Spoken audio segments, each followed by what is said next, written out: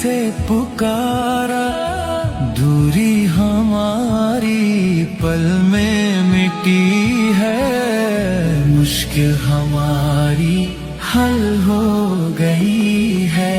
दिल भी तेरा है, जान भी तेरी है, सब कुछ हमारा मौला तेरा है। ধৈর্য কখনো মানুষকে ঠকায় না, বরং ধৈর্য মানুষকে দুনিয়াতে অনেক কিছু দেয় এবং দুনিয়ার কষ্টের জীবন পার করে সুখময় শান্তিময় একটা জীবনের অনন্তকাল জীবনের আলো দেখায়, মুখ দেখায়। এর জন্য ধৈর্য ধারণ করবেন, কখনো তাড়াহুড়া করবেন না, ধৈর্য হারিয়ে ফেলবেন না, আল্লাহ নারাজ হবে। ধৈর্য ধারণ করবেন, আল্লাহ এতটাই সন্তুষ্ট হবে যে ধৈর্যের ফল দেখে আপনাকে সন্তুষ্ট করে তুলবে।